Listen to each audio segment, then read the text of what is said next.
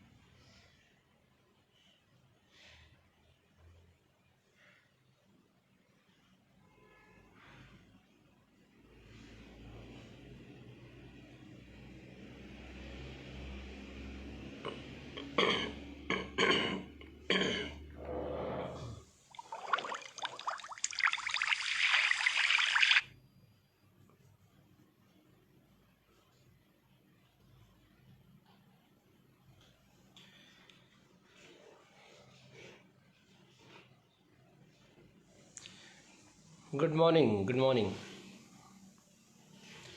Very good morning, all of you.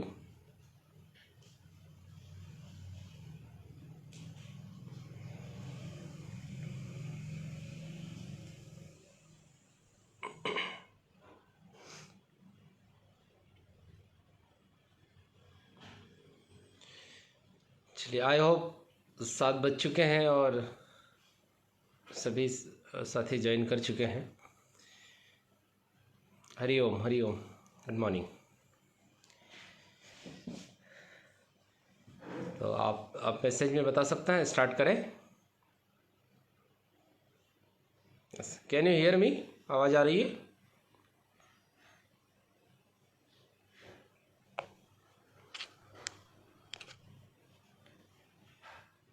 Yes yes, can you hear मी? आवाज़ आ रही है? Please एक बार कंफर्म करें आप अच्छे से सुन पा रहे हैं।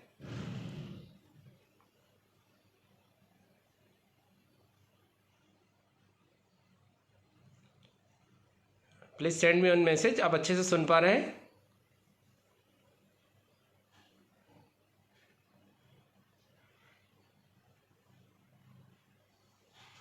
Okay okay, it's great morning, very good morning, जय श्री कृष्ण सभी को। और आज का हम ये सेशन स्टार्ट करते हैं। 7 बज चुके हैं। आई होप सभी लोग आ चुके होंगे। और आप मैसेज करके बीच में बताते रहिएगा कहीं कोई वॉइस प्रॉब्लम आ रही हो या नेटवर्क प्रॉब्लम आ रही हो, क्योंकि जहाँ पर मैं हूँ वहाँ थोड़ा सा नेटवर्क का इशू हो सकता है। और मौसम भी बड़ा सुहाना हो रहा है आज। और आज हम राजमाता योग केंद्र इंदौर, और धन्यवाद देता हूँ मैं कि आज अवसर दिया आप सबसे रूबरू होने का। और बहुत ही बड़ी बात है, पिछले लगभग 2 सालों से 500 से ज़्यादा एपिसोड पर डे पर मॉर्निंग जो किए जा रहे हैं और एक योग की अलग जगाई जा रही है, वो निश्चित ही बड़ा सराहनीय। और ऐसे समय में जब पूरा लॉकडाउन रहा और इसका उपयोग सदुपयोग लोगों ने किया और कई लोगों ने हेल्थ बेनिफिट इससे लिए होंगे। और थोड़ा सा मैं इंट्रोडक्शन दे दूं। मेरा नाम अनिल चौधरी है, सनावद नियर ओंकारेश्वर, डिस्ट्रिक्ट खरगोन, मध्य प्रदेश से हूँ। ओंकारेश्वर के करीब ही, माँ नर्मदा के पावन तट पर। और बाय प्रोफेशन में एक जर्नलिस्ट और एडिटर हूँ, संपादक हूँ, और एक टीवी चैनल्स में जर्नलिस्ट हूँ। साथ ही एजुकेशन से जुड़ा हुआ हूँ, मेरा एक स्कूल है। और साथ में कई वर्षों से पंचतत्व और नेचुरोपैथी पे हम काम कर रहे हैं, लोगों को अवेयर कर रहे हैं। कई सारे हम फ्री कैंप के माध्यम से और लोगों को सेवाएं दे रहे हैं। लायंस क्लब का डायरेक्टर होने के नाते भी हम कई सारे काम हमने हेल्थ पे किए हैं। और यही एक चीज़ समझ में आई कि आज हमारी सबसे जो पहली प्राथमिकता है वो हमारी हेल्थ होनी चाहिए। और ये हमने अभी कोरोना काल में अच्छे से समझ भी लिया है, देख भी लिया है कि स्वास्थ्य है तो सब कुछ है और इससे बढ़कर कुछ है नहीं। तो अभी तक अगर हेल्थ हमारी दूसरी या तीसरी प्रायोरिटी में था, तो हम सबको, इवन सारे लोगों को, हेल्थ को पहली प्रायोरिटी में लाने की ज़रूरत है। ये अभी हमने बहुत अच्छे से समझ लिया और प्रकृति समय समय पर हमको ये बताती रहती है।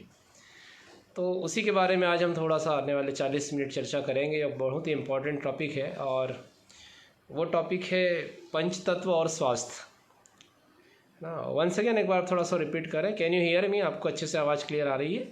सभी लोग सुन पा रहे हैं? Please give an message. आज हम सबकी जो ज़रूरत है वो है पंचतत्व को समझने की। और बेसिकली हम सभी जानते हैं, सभी धर्म मानते हैं, हर एक इंसान ये जानता है कि हमारा जो शरीर है वो पंचतत्व से बना है ना। 5 एलिमेंट है ना, पंच महाभूत, पंचभूत, पंचतत्व, बहुत सारे नाम इसके हो सकते हैं। और पंचतत्व से हमारा शरीर बना है और पंचतत्व में ही विलीन भी हो जाता है ना। मानते हैं आप सभी ये लोग? पंचतत्व से हमारा शरीर बना है और पंचतत्व में विलीन भी हो जाता है। तो समाधान कहाँ होना चाहिए? सबसे बड़ी चीज़ जो समझने की ज़रूरत है कि जो चीज़ जिससे बनी है और जिसमें विलीन हो रही है, तो समाधान कहाँ होना चाहिए? उसमें ही होना चाहिए या बाहर होना चाहिए, है ना। ऑफकोर्स जैसे हम एक घर बनाते हैं, हम दीवार बनाते हैं, तो उसमें रेत, सीमेंट, ईंट लगता है ना। तो जब हम तोड़ते हैं तो क्या निकलता है ना? वही निकलेगा जो जिससे बना है। हम सब्जी भी बनाते हैं तो उसके जो इंग्रेडिएंट हैं, है ना, तो उससे ही बनती है और लास्ट में भी वही बचता है, शरीर में जाके भी वही बनता है। तो अब हम क्या कर रहे हैं कि हम अगर दीवार रेत सीमेंट ईंट से बनी है, उसको तोड़ने पे भी रेत सीमेंट ईंट निकलता है, हम रिपेयरिंग किससे कर रहे हैं? हम रिपेयरिंग कर रहे हैं उसकी प्लास्टिक से, तो संभव नहीं है ना।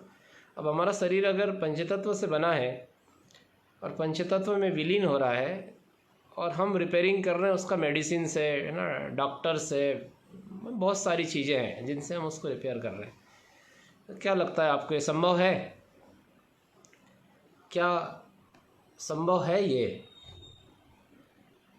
मेरे ख्याल से आप जवाब देते रहेंगे तो अच्छा रहेगा, राइट। ये संभव नहीं है।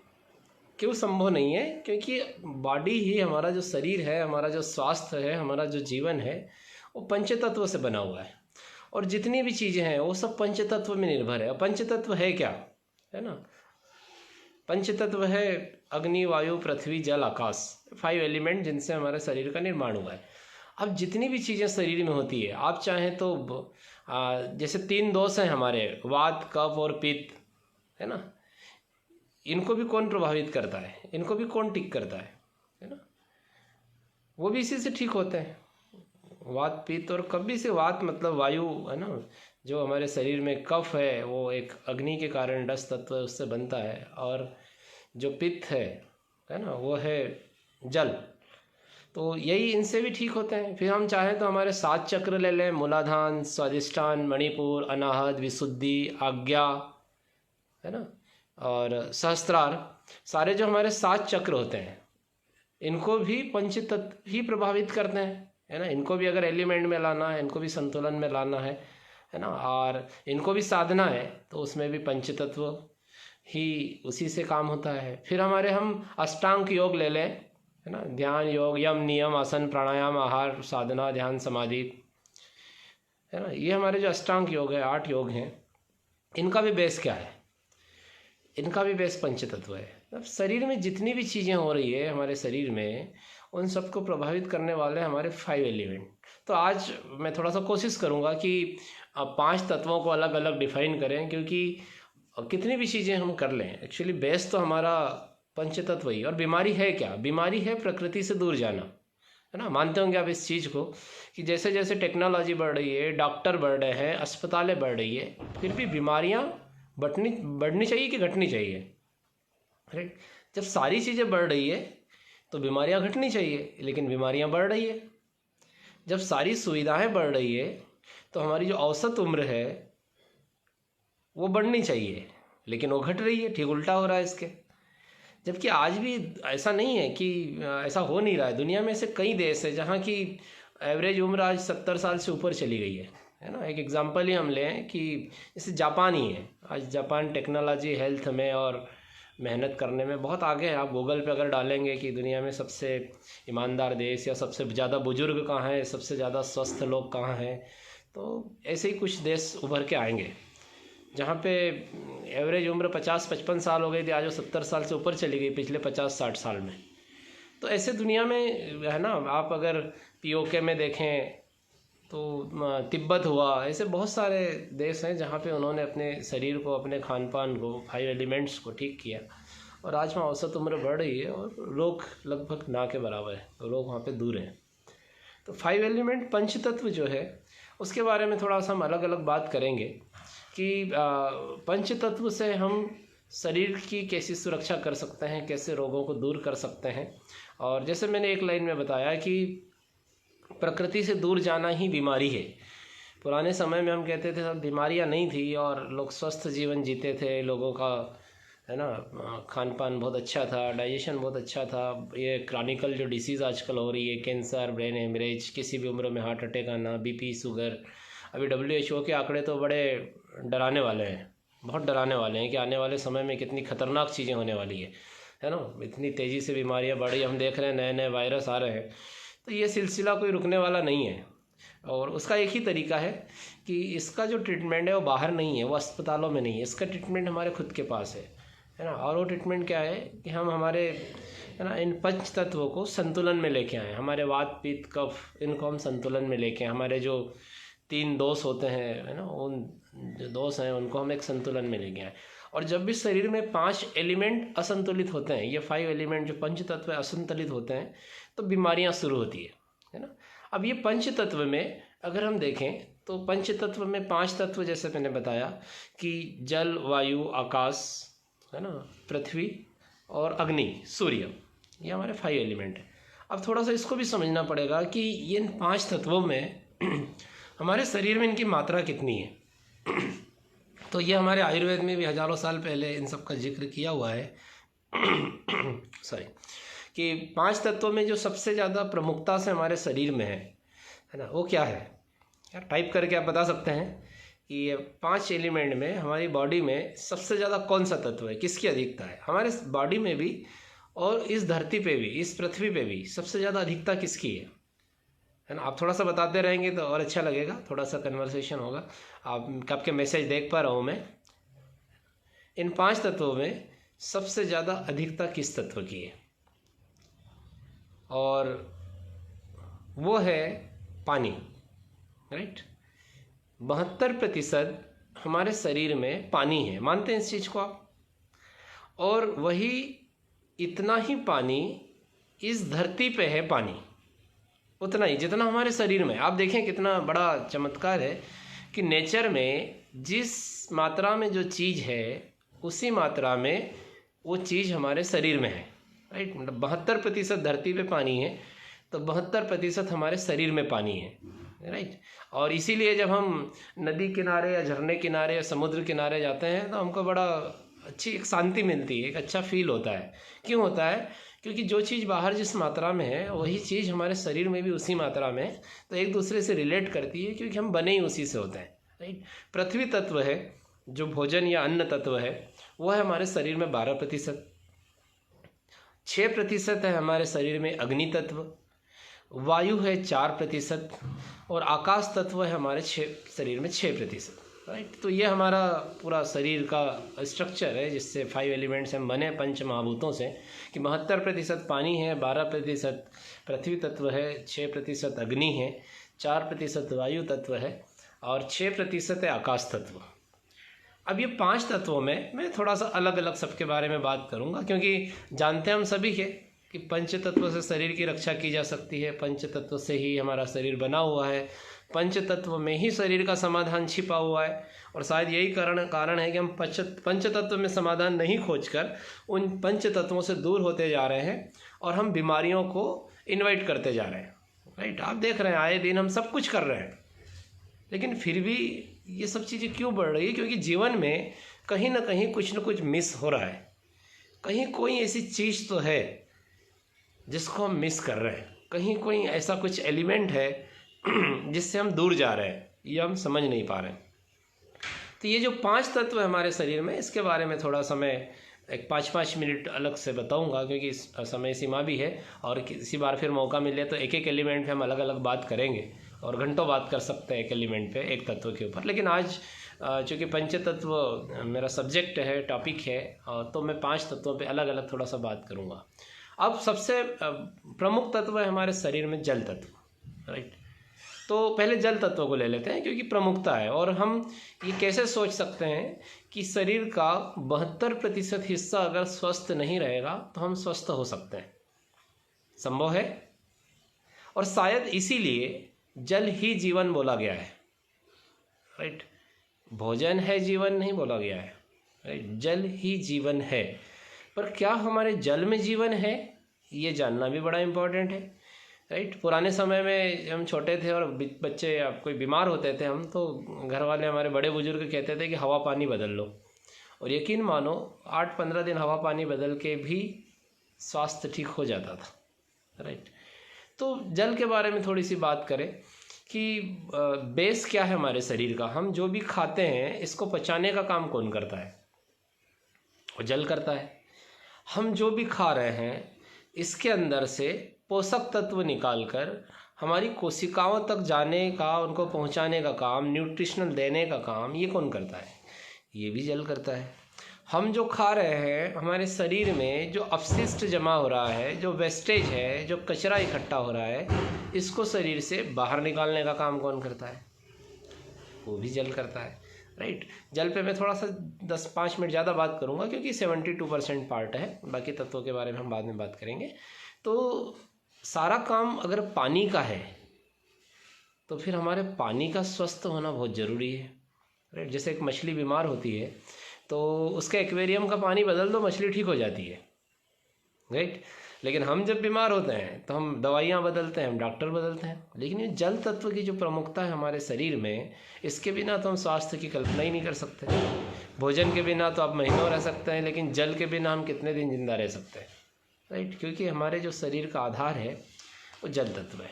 अब प्रकृति का ये चमत्कार देखो कि इससे हमारे स्वास्थ्य का क्या संबंध है।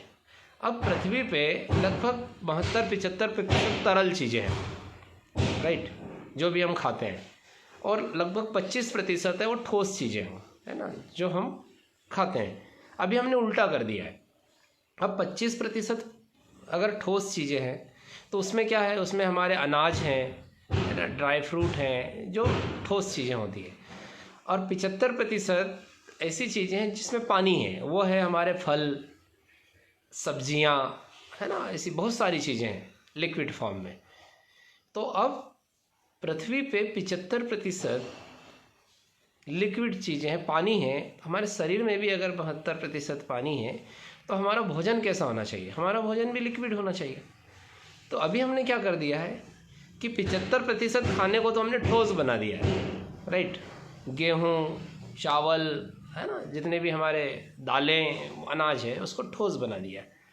और उल्टा कर दिया है 25% जिनमें पानी होता है, जो फल है, हमारी ताज़ी हरी सब्जियां हैं, है ना, ये इनको हमने क्या कर दिया है, इनको हमने 25% कर दिया। तो शरीर का इनबैलेंस यहाँ से शुरू होता है, क्योंकि शरीर में अगर इतना पानी है तो शरीर को इतनी पानी की मात्रा चाहिए। वो किस में मिलेगी?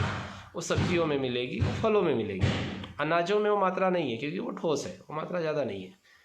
तो पहली चीज़ तो हमारे खान पान में हमें ऐसी चीज़ों को ज़्यादा शामिल करना पड़ेगा जहाँ पर लिक्विड ज़्यादा है ना। और ये आप सब जानते हैं कि हम फल का और सब्जी का किसी का भी अगर जूस बनाते हैं तो बचता क्या है? लास्ट क्या है उसमें पानी है, राइट। तो हमको उसमें पानी ही लेना पड़ेगा। जस्मिन सुनो, बंद करो ये। Sorry for that. तो हमको पानी वाली जो डाइट है वो ज़्यादा लेना पड़ेगी। दूसरी चीज़, बिन पानी से हम शून्य बोला गया है कि पानी के बिना सब शून्य है। तो पानी की 3 अवस्थाएं होती है, ठोस, द्रव और गैस। पानी कैसे पीना चाहिए और किन किन एलिमेंट में पानी आना है वो 5 मिनट में इस पर बात करते हैं कि पानी की 3 अवस्थाएं होती है, ठोस, द्रव और गैस। जब पानी को हम फ्रिज में रखते हैं तो पानी मोटा हो जाता है, मतलब बर्फ़ बन जाता है। पानी को जब उबालते हैं तो पानी भाप बन जाता है, और द्रव उसकी अवस्था जो हमारे सामने होती है। अब गर्म पानी और इन सब पीने का फ़ायदा क्या है वो थोड़ा सा बता देता हूँ, और शरीर को हम पानी से कैसे शुद्ध कर सकते हैं। फ्रिज का पानी क्यों नहीं पीना चाहिए, ठंडा पानी क्यों नहीं पीना चाहिए? जैसे मैंने बताया कि पानी को हम फ्रिज में रखेंगे तो वो मोटा होगा, और मोटा होते होते वो बर्फ़ बन जाएगा। और शरीर में अगर मोटा पानी जाएगा तो वो हमारी कोशिकाओं तक नहीं पहुंच पाएगा, वो हमारे शरीर से अपशिष्ट बाहर नहीं निकाल पाएगा, वो हमारे भोजन को ठीक से नहीं पचा पाएगा। इसलिए जो लोग फ्रिज का पानी यूज़ करते हैं, उपयोग करते हैं, कहीं ना कहीं डाइजेशन संबंधी उनको परेशानियाँ होती हैं, क्योंकि वो ऑक्सीडाइज्ड हो जाता है, डेड हो जाता है, राइट। गर्म पानी बहुत अच्छी बात है पीना। थोड़ा सा हम गुनगुना पानी पीते हैं तो उस पानी से, पानी जब पतला होगा तो हमारे शरीर की सफाई बहुत अच्छे से होगी, राइट। अब एक और चीज़ है, पुराने समय में लोग बहता हुआ पानी पीते थे, नदियाँ बह रही थी, राइट। बारिश का पानी इकट्ठा करके पीते थे, बहुत सारे प्रचुर मात्रा में साधन थे। अभी फिर क्या हुआ, फिर डैम बन गए, राइट। डैम बन गए मतलब आपके घर के सामने एक तरफ झरना हो और एक तरफ तालाब हो, तो कौन सा पानी पिएंगे? आपको झरने का पानी पिएंगे, राइट। अगर मेरी बातें समझ में आ रही तो आप ये सर नो बोल सकते हैं। झरने का पानी क्यों पिएंगे? क्योंकि झरने का पानी होता है जो महीन होता है, वो पतला होता है ना, नेचुरल होता है। लेकिन जो तालाब का पानी या डैम का पानी है वो क्या हो गया? वो पानी मोटा हो गया, है ना। ऊपर से पेस्टिसाइड का इतना सारा इस्तेमाल हो रहा है, उसको और दूषित कर दिया, उसमें केमिकल और बढ़ गए। तो बहुत सारी, तो पानी का सबसे सही सोर्स क्या है? बहता हुआ पानी, राइट। अब पुराने समय में बहता हुआ पानी था, अब आज के समय में वो पानी की क्वालिटी नहीं है। और यकीन मानिए पिछले 10-15 सालों में जो पानी हमारा दूषित हुआ है, इतनी कोई और चीज़, भोजन और पानी जितना दूषित हुआ है, इतनी कोई और चीज़ दूषित नहीं हुई है। उसका रीज़न क्या है डैम का बनना, पानी का रुकना, पानी का रुक कर सड़ना, पानी का मोटा होना। कई लोगों को पानी से एसिडिटी होती है और दोष भोजन को देते हैं, राइट। पानी, क्योंकि हमारी जो शरीर की संरचना है वो कैसी है?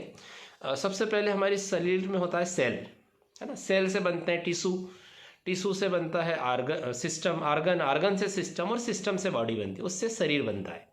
अब हम क्या कर रहे हैं कि पेड़ की डाल और फल खराब हो रहा है तो हम इलाज फल और डाल का कर रहे हैं, और बीमारी का है। पेड़ की अगर डाल खराब आ रही है तो इसका मतलब है कि पेड़ के ज़मीन के नीचे कोई ना कोई जड़ में प्रॉब्लम है। सर दर्द हुआ, गोली खा ली, फिर सर दर्द होगा, फिर गोली खा ली, क्योंकि हमने इलाज किसका किया? डाल का किया। अब जड़ में अगर पोषक तत्वों को हमारे सेल तक ले जाना है, हमारे भोजन से निकाल कर, तो वो काम कौन करता है? वो काम पानी करता है। तो पुराने समय में जो पानी होता था वो पानी बहुत महीन होता था, बहता था तो पतला होता था। पानी का सूत्र जैसे आप सबको पता है कि H2O होता है, हाइड्रोजन प्लस ऑक्सीजन से मिलकर बना होता है। तो हाइड्रोजन ऑक्सीजन अगर उसमें प्रचुर मात्रा में होंगे तो हमारी कोशिकाओं को एक्टिवेट करेंगे, है ना, नई कोशिकाएं को बनने में मदद करेंगे। अब पानी ही अगर डेड हो गया, पानी ही मोटा हो गया, इसको कह सकते हैं ऑक्सीडाइज्ड हो गया, तो जो खुद मरी हुई चीज़ है, ऑक्सीडाइज्ड है, वो हमारी कोशिकाओं को, है ना, नव निर्माण कैसे करेगी? तो ये पानी के स्ट्रक्चर के बारे में बहुत सारी बातें हैं। पुराने समय में इसकी संरचना चेंज कर सकते हैं। हमारे जो ऋषि मुनि और सिद्ध लोग होते थे, वो हाथ में या कमंडल में पानी को लेकर, आज भी कर सकते हैं आप, मंत्रों के माध्यम से और अपनी सिद्धि के माध्यम से पानी की संरचना को चेंज किया जा सकता है। इसीलिए हम अभिमंत्रित पानी पहले पीते थे कि, है ना, चरणामृत लेते हैं या जो भी चीज़ हम लेते हैं तो वो इसीलिए लेते हैं कि पानी की संरचना वहाँ पे चेंज हो जाती है। तो पानी हमारा ऐसा होना चाहिए, या तो हम कुनकुना थोड़ा सा पानी पिएं या बहता हुआ पानी पिए, जो पतला पानी हो, जो ग्लेशियर वाटर हो, इस टाइप का जो पानी होता है वो हमारे शरीर के लिए बहुत अच्छा होता है, राइट। तो अगर हमारे शरीर में जल तत्व हमने अच्छा कर लिया, हमने फल और सब्जियां प्रचुर मात्रा में हम लेते हैं और हमारा 72% जो शरीर का हिस्सा है उसको बैलेंस करके हम रखते हैं, है ना, अच्छा पानी पीते हैं, है ना, तो मतलब इवन आप अगर नदी और समुद्र को अगर निहारते रहें तो उससे भी आपका एलिमेंट ठीक होता है, आपका जल तत्व शरीर का है वो ठीक होता है। तो ये बड़ी इंपॉर्टेंट चीज़ है। पूरे शरीर में आप देखेंगे तो हमारे ब्लड में, है ना, लगभग 78% पानी है, राइट। हमारे आँखों में 95% पानी है, हमारे ब्रेन में 74% पानी है, हमारी किडनी में 82% पानी है, हमारे लंग्स में 80% पानी है, राइट। तो पूरे शरीर में अगर हम देखेंगे तो 70 से 80% जो संरचना है वो पानी की है, राइट। अब एक एग्जांपल बता रहा हूँ मैं आपको कि हार्ट अटैक आता है, तो हार्ट अटैक में क्या होता है, ब्लड पतला होता है, ब्लड मोटा होता है, डॉक्टर ब्लड पतला करने की मेडिसिन देते हैं। अब ब्लड में 83% पानी है, तो पानी मोटा होगा तो ब्लड पतला होगा, तो पतला पानी होगा तो ब्लड पतला होगा, तो हार्ट अटैक की संभावना खत्म होगी। बहुत सारी ऐसी चीज़ें हैं जिसके बारे में हम बात कर सकते हैं। तो ये एक इम्पॉर्टेंट एलिमेंट है हमारे शरीर का, जल तत्व। बिन पानी सब सून, इसीलिए बोला गया है कि पानी हमारे शरीर का अच्छा होना चाहिए। दूसरा, पानी पीने का तरीका। पुराना जो हमारा कल्चर था, पानी पीते थे तो आपको पता होगा नल के आगे ऐसा हाथ लगा के पानी पीते थे। मतलब कितना गजब का सेंस था वो, कि पहले आपके होंठ गीले होंगे, फिर आपकी जीभ गीली होगी, फिर गला गीला होगा, आप उसको फील करेंगे और एक एक घुट पानी वो शरीर के नीचे जाएगा। बहुत बढ़िया तरीका था। फिर थोड़ा सा और अपडेट हुए तो ग्लास, लोटे और इनसे पानी पीने लग गए। तो उससे भी पानी जब पीते थे तो बड़ा आराम से धीरे धीरे होठों को लगा कर पीते थे, राइट। अब क्या हो गया है, अब ज़्यादा तो लोग पानी को ऊपर से डालने लग गए। ग्लास को झूठा नहीं करना है उनको ये है ना, ग्लास को झूठा नहीं करना, इसकी ज़्यादा चिंता है। इसकी चिंता नहीं है कि वो पानी शरीर के साथ क्या कर रहा होगा। आपने पानी डाला, न तो आपका होठ गीला हुआ, न जीभ गीली हुई, न गला गीला हुआ, वो पानी फोर्स के साथ सीधे शरीर में उतर गया। तो अब जो हमारा जो होठ और जीभ के अंदर जो इतने सारे मिनरल्स, जो जीभ के अंदर हमारा लार होता है, छार होता है, बहुत सारी चीज़ें होती हैं जो भोजन पचाने का काम करता है, अब वो पानी आपने सीधा डाल लिया। तो जो हमारे मुंह के अंदर जो शरीर में जाना चाहिए, जो सफाई होनी चाहिए, ये जो इतनी अच्छी चीज़ें भी होती है हमारे, वो जानी चाहिए, वो जा ही नहीं पाती। अब कई लोगों को इसलिए एसिडिटी हो रही है कि पानी का तरीका ठीक से नहीं है पीने का, और दोष दे रहे हैं दूसरी चीज़ों को। तो जब भी हो आप पानी को, आप देखेंगे पानी को हाथ में लें, है ना, एक पॉजिटिव थाट के साथ कि ये एक एक घूंट मेरे शरीर में जाएगा, ये मेरा जीवन है, मेरी प्राण ऊर्जा है, ये मुझे शरीर में ऊर्जा देगी। आप ये फील करके जब उस पानी को पिएंगे तो पानी अलग ही असर करेगा, राइट। आप कोई डिबेट सुनते हुए, कोई नेगेटिव चीज़ें देखते हुए पानी पी रहे हैं, है ना, कहते हैं ना जैसा खाए अन्न वैसा है, वैसे पानी के साथ भी है। जैसा हम पानी पिएंगे वैसे ही हमारी वाणी और हमारा शरीर बनता है, जैसी पानी वैसी वाणी कहते भी हैं। तो आपका भाव अगर अच्छा है पानी पीते वक्त, देखिए जीवन की कितनी ज़रूरी चीज़ है ना, जिससे शरीर बना है, जिससे जीवन चल रहा है, उसके बारे में हम जागरूक नहीं है। तो जिस भाव के साथ हम पानी पिएंगे, उस भाव के साथ वो पानी शरीर में काम करेगा। तो जब भी पिएं, घुट घुट करके पानी पिएं, राइट। हाथ वाला सिस्टम तो बहुत अच्छा है, लेकिन आज कल्चर वो है ही नहीं, तो कप ग्लास से भी पिएं तो बड़ा घुट घुट के पिएं। अब एक एग्जांपल मैं आपसे पूछ रहा हूँ, आप पानी को स्टील के बर्तन में रखें और मिट्टी के बर्तन में रखें तो ज़्यादा बेटर कौन सा होगा, है ना। ऑफकोर्स मिट्टी का। मिट्टी और तांबे में रखें तो तांबे का। मतलब धातुएं भी पानी को प्रभावित करती है। आप कोशिश करें कि मिट्टी और तांबे के बर्तन में जो पानी है वो पिए, क्योंकि पानी की संरचना चेंज होती है, राइट। पानी बदलता है धातुओं के साथ भी। तो ये पानी के बारे में थोड़ी सी बात करी, और इसलिए भी बात करी क्योंकि 72% वाटर है जो हमारे भोजन शरीर को शुद्ध करने में, अपशिष्ट बाहर निकालने में, भोजन को पचाने में, कोशिकाओं का निर्माण करने में, सारे मिनरल्स कोशिकाओं तक ले जाने में, सारे अंगों को सुचारू रूप से संचालित करने में, सारा जो काम है हमारे शरीर में वो है पानी का, राइट। तो पहला तत्व ये मैंने बात करी कि हम पानी जो है हमारे शरीर में बहुत इम्पॉर्टेंट चीज़ है। और दूसरी चीज़ अब हम आगे थोड़ी सी बात करते हैं, वो है अग्नि तत्व की, राइट। अग्नि तत्व हमारे शरीर में जो पित्त का निर्माण होता है वो अग्नि तत्व के कारण होता है। अब अग्नि तत्व का हम हमारे शरीर में कैसे उपयोग कर सकते हैं, यहाँ पर एक चीज़ मैं बता दूं कि सूर्य मतलब अग्नि, धरती, वायु, जल, आकाश में अग्नि, आकाश और वायु ये हमारे कंट्रोल में ज़्यादा नहीं है, लेकिन हम इसका सदुपयोग करके बेहतर स्वास्थ्य लाभ ले सकते हैं। दो तत्व ऐसे हैं, पृथ्वी तत्व और जल तत्व, जो हमारे कंट्रोल में है ना। ज़्यादातर बीमारियां हमारे शरीर में नाक और मुंह से ही जाती है और कोई तीसरा रास्ता है नहीं। आँख, नाक, कान से भी जा सकती है। जो 5 हमारी इंद्रियाँ होती है उससे भी कहीं ना कहीं नेगेटिव हम नकारात्मक चीज़ें देखते हैं, सुनते हैं, बोलते हैं, तो वो भी कई सारी बीमारियाँ करता है। अब हम बात करें अग्नि तत्व की, तो अग्नि तत्व जो है ये बहुत ही प्रबल होता है। और कैसे उपयोग ले सकते हैं, सुबह की आप कुनकुनी धूप लें, राइट। पहले क्या होता था, घर होते तो घर में आंगना होता था, बाहर बैठते थे, ओटले पे बैठते थे और बहुत घंटों तक, आज भी गाँव में ये कल्चर है कि लोग धूप सेकते हैं। आज हमने अपने घरों को पूरे तरीके से बंद कर लिया है ना। पहले कच्चे घर होते तो धूप की रोशनी भी आती थी, हवा भी आती थी। अब हमने खिड़की, दरवाज़ा सब पैक कर लिया है, न तो हवा आ पा रही है, न धूप आ पा रही है, न बारिश देख पा रहे हैं, न आसमान देख पा रहे हैं। तो अग्नि तत्व हम जो है, विटामिन डी प्रचुर मात्रा में होता है उसमें, और हमारे भोजन को पचाने का काम भी अग्नि करती है, राइट। और अग्नि तत्व का जो मैं पहले ही बता चुका हूँ कि हमारे शरीर का एक बहुत ही इम्पॉर्टेंट हिस्सा है, जो 6% हमारे शरीर में होती है। हम जो भी खाते हैं उसको पचाने का काम अग्नि करता है, राइट।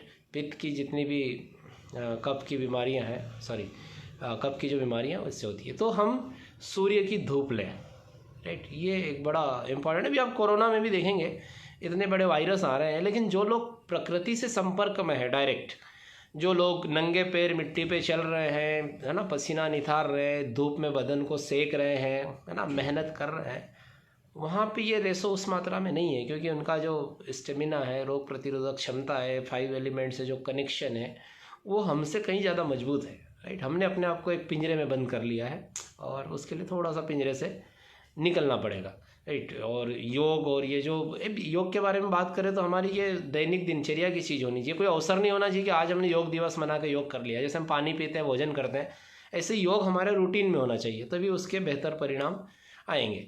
तो अग्नि तत्व में हम धूप का स्नान करें, राइट। थोड़ा सा बदन को हम रोज़ आधा घंटा 1 घंटा हम धूप में सेकें, है ना, साफ स्वच्छ जगह पे।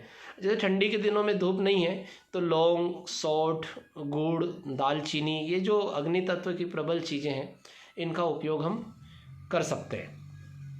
तो एक चीज़ मैं और थोड़ा सा बताना भूल गया कि जल तत्व जो है ना, हमारे कोलेस्ट्रॉल, पेट, किडनी, बीपी, अल्सर, ये जितनी भी चीज़ें होती है ये जल तत्व से संबंधित होती है। तो अगर हम जल ठीक करते हैं तो इनको भी ठीक कर सकते हैं। ऐसे ही ना अग्नि तत्व से भी हमारे जठराग्नि से संबंधित जितनी भी हमारी आते हैं और ये सब चीज़ें हैं, भोजन पचाने के लिए, एसिडिटीज़ है, बहुत सारी चीज़ें ये जल तत्व के कारण होती है। तो इसको भी हमें एलिमेंट में लाना पड़ेगा।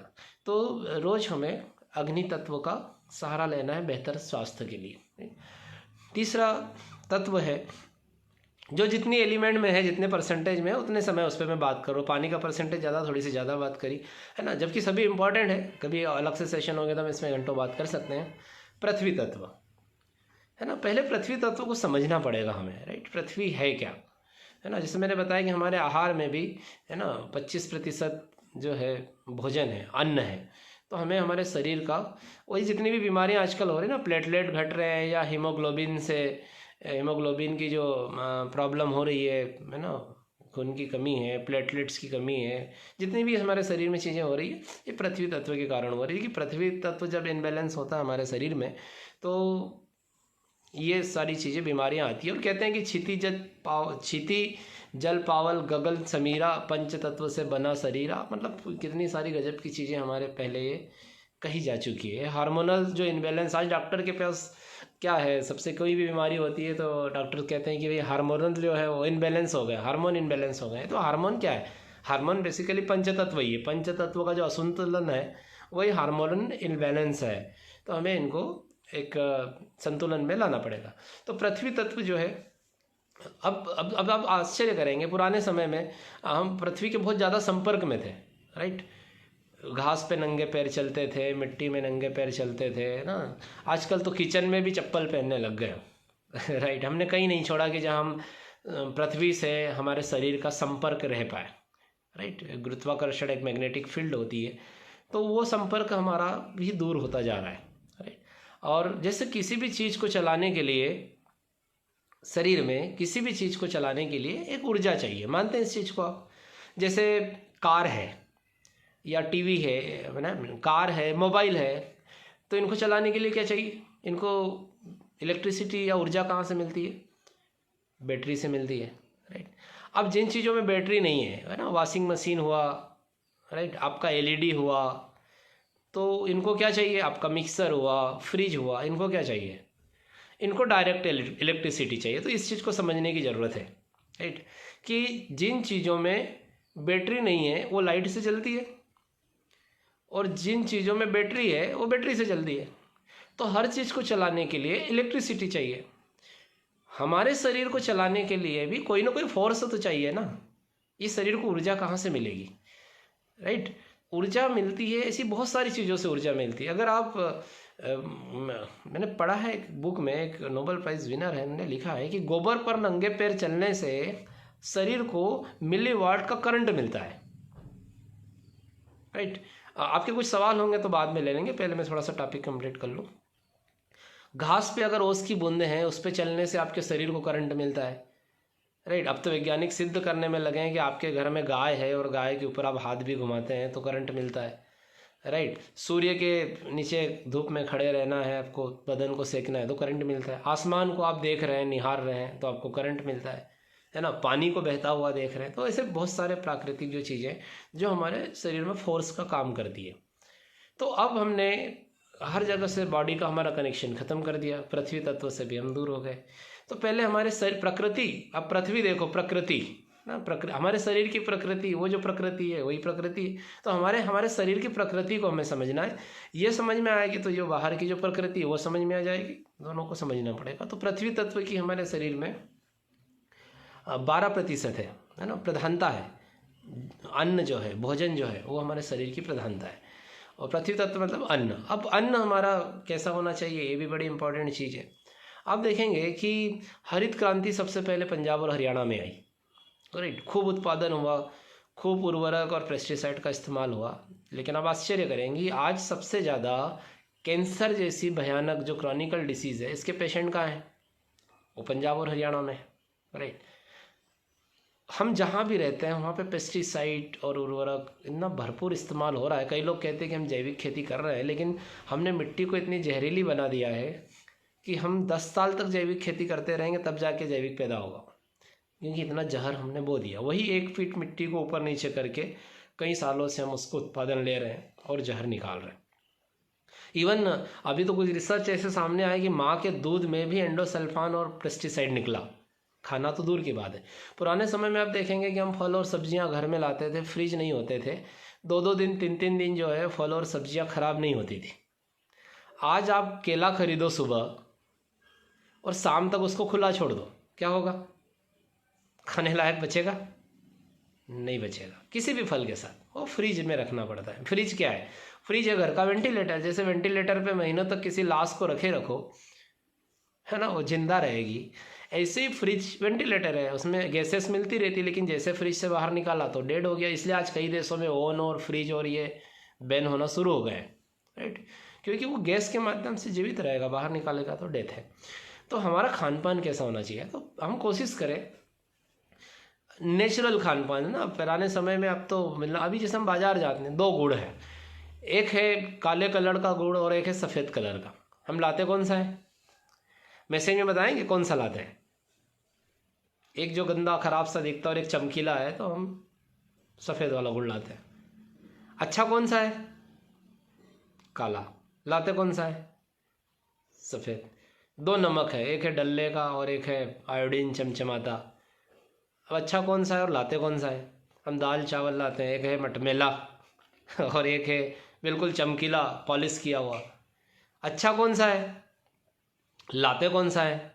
एक है घाणी का तेल जो पहले खाते थे, आजकल रिफाइंड ऑयल आ गए। अच्छा कौन सा है? खाते कौन सा है? आप कहीं भी देखेंगे तो हमारा जो खाने का जो सिस्टम है वो आर्टिफिशियल चीज़ों पे आ गया है, नेचुरल चीज़ों से। ये भी एक बहुत बड़ा रोल है। हम पेस्टिसाइड मिला हुआ खाना खा रहे हैं, है ना, ऑक्सीडाइज्ड भोजन कर रहे हैं ना। जो भोजन जो है, हरी फल सब्जियां, ताज़ा फल जो है वो एंटीऑक्सीडेंट होता है। हम ऑक्सीडाइज मतलब ये है कि हम जो है वो डेड चीज़ें खा रहे हैं। अब डेड चीज़ें खाएंगे तो शरीर को भी डेड करेगा, राइट। मरी हुई चीज़ खाएंगे तो शरीर को, हम पेट भर सकते हैं बस कि हमारा पेट भर रहा है ना। अब मान लीजिए आप जहाँ भी रहते हैं वहाँ पे सेब है, वो 10-15 दिन में तो पहुँचा हो गया ना हिमाचल और कश्मीर से निकल के, तो क्या लग रहा है 10-15 दिन में वो सेब, है ना, जीवित रहा होगा, है ना। उसमें इतने केमिकल्स, इतने स्टोरेज और इतनी सारी चीज़ों में पकाए जाते हैं आजकल। तो हमें कुछ ऐसी चीज़ों का इस्तेमाल करना चाहिए, है ना। आजकल बहुत सारे ऐसे आयोनाइज़र आ गए हैं कि हम फलों से, सब्जियों से पेस्टिसाइड को मुक्त कर सकते हैं बाज़ार में।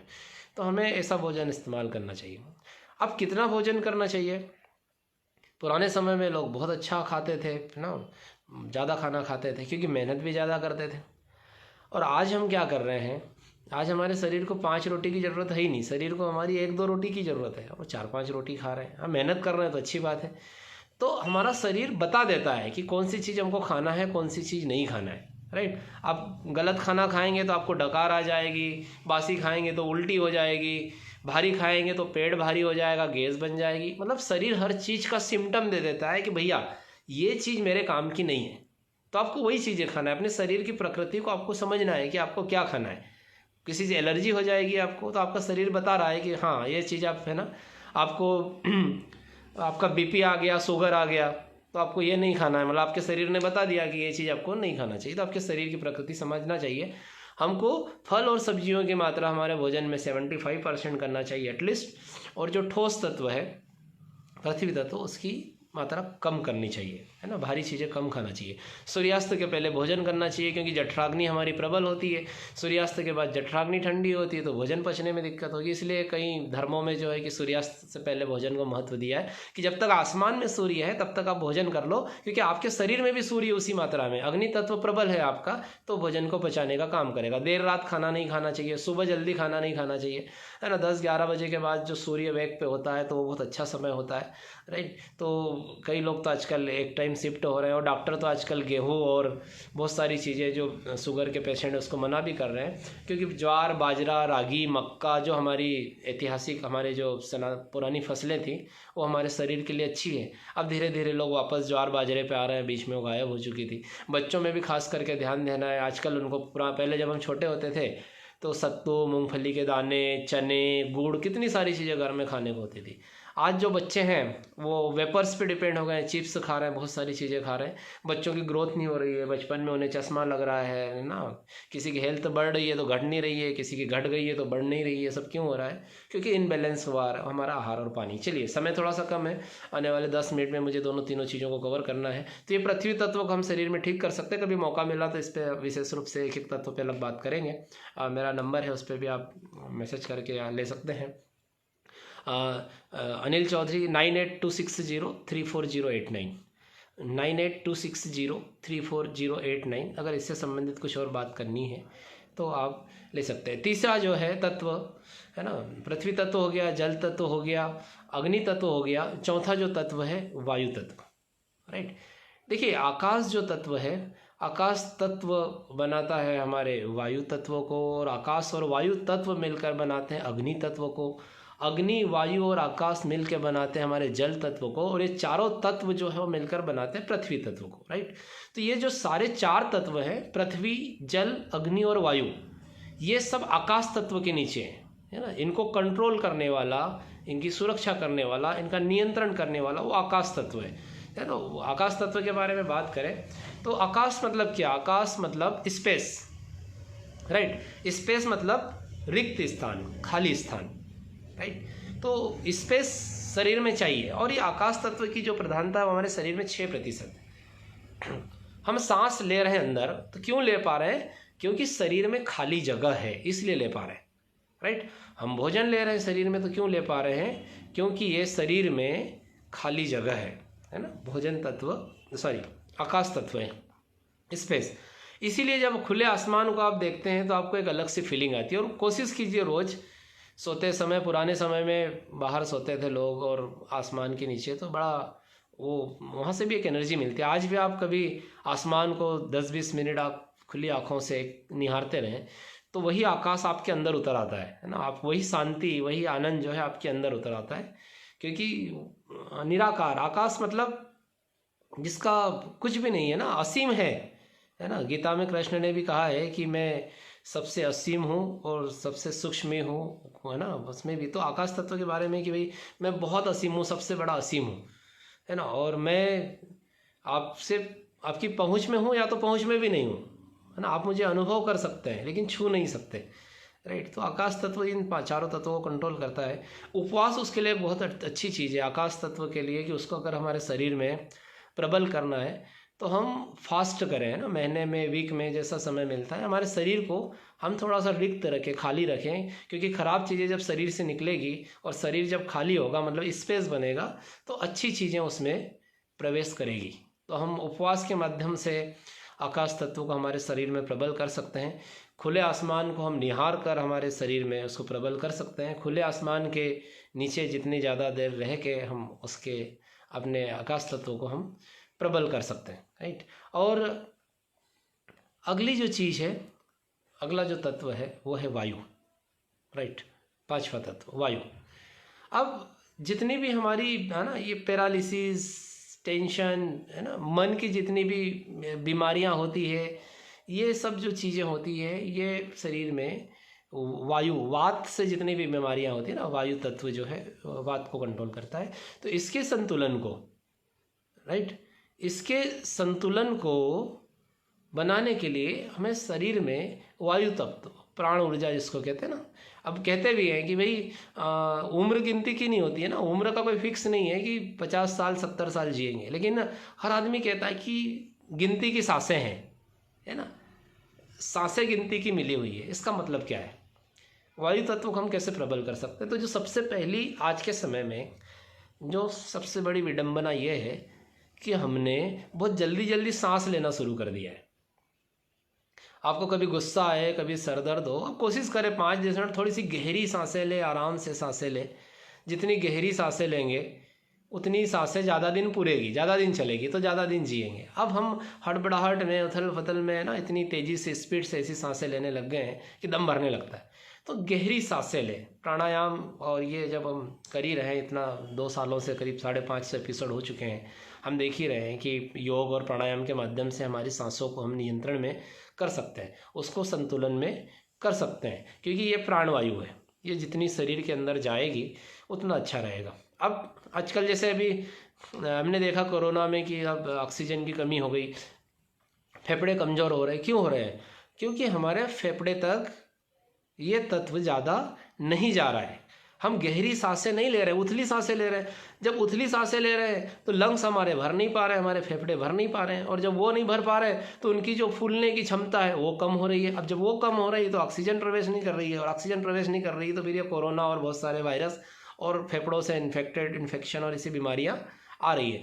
तो हमें बहुत गहरी गहरी सांसें लेना है ना। अभी बहुत सारे योग में भी ना कपाल भारती है और बहुत सारे ऐसे आसन और योग और प्राणायाम के नियम है जिसके माध्यम से आप ये कर सकते हैं। बहुत गहरी गहरी सांसें लें। और एक छोटा सा मैं एक तरीका बता रहा हूँ यहाँ पे, लाइव किसी दिन करेंगे तो बताएंगे, लेकिन रोज 5-10 मिनट, है ना, आपको बहुत गहरी सांसें, जैसे धोखनी चलते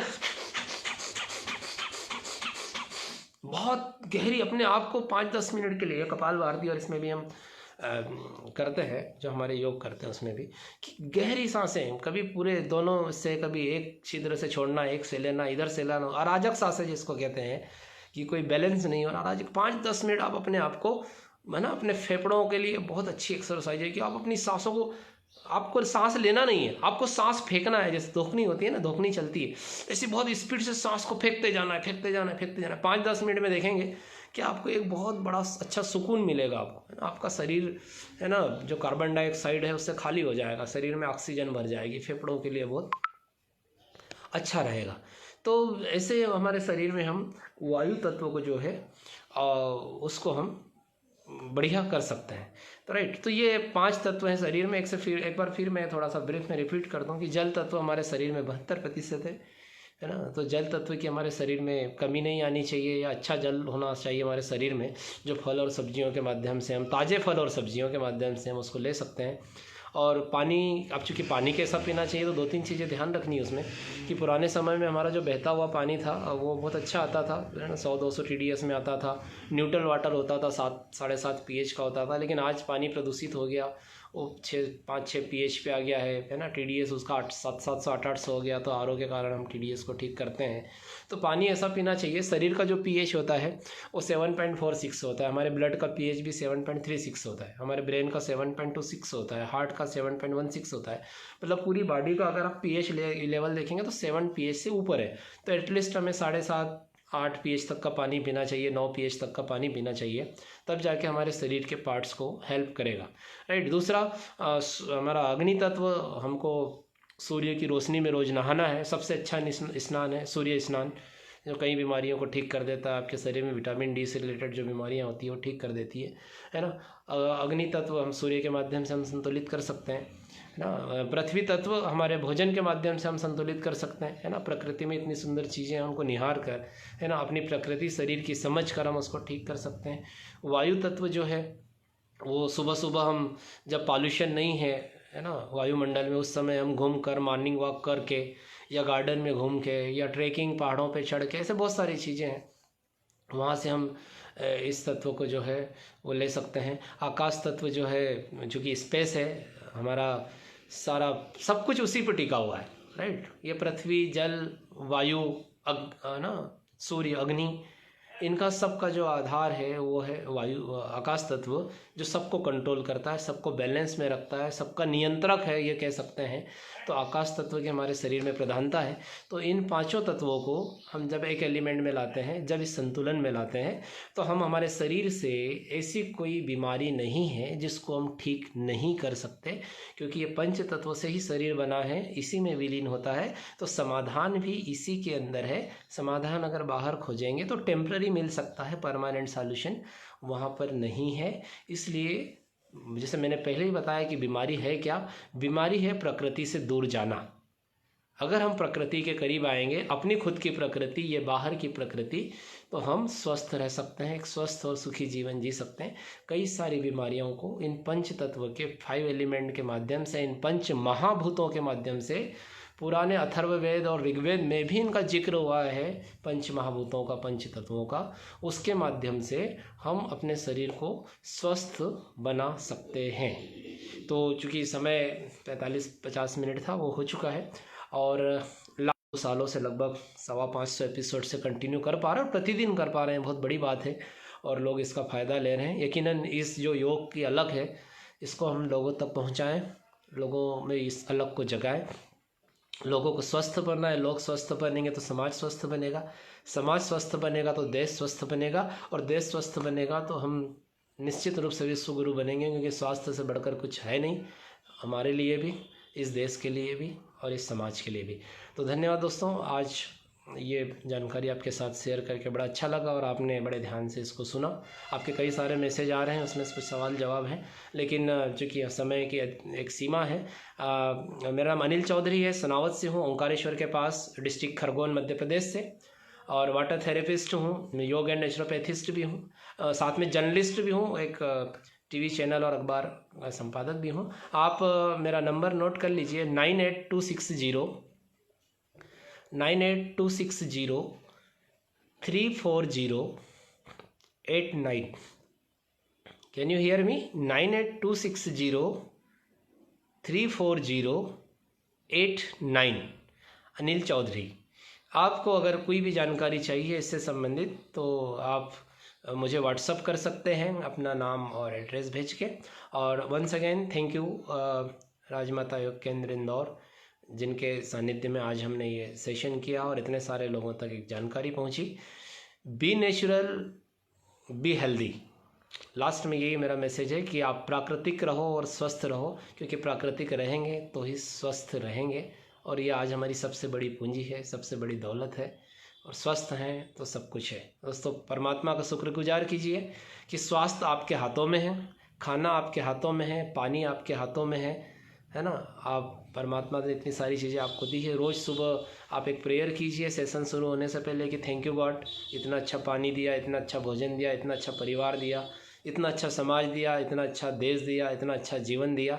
और उस परमात्मा के शुक्रगुजार के साथ एक धन्यभाव और अवभाव के साथ अपने दिन की शुरुआत कीजिए, है ना। रात को सोते समय परमात्मा को धन्यवाद दीजिए कि आज इतना अच्छा दिन गुजरा, आज इतनी अच्छी रात मिलेगी। और यकीन मानिए ये अवभाव, ये धन्यवाद भाव ही आपके अंदर एक बहुत सारा एक पॉजिटिव इन्वायरमेंट, एक सकारात्मक एनर्जी लेकर आएगा और आप बेहतर फील करेंगे। आपके सारे परेशानियां, सारे टेंशन दूर होंगे। परमात्मा से प्रार्थना करते हैं आप सुखी रहें, स्वस्थ रहें, समृद्ध रहें। धन्यवाद। Thank you so much.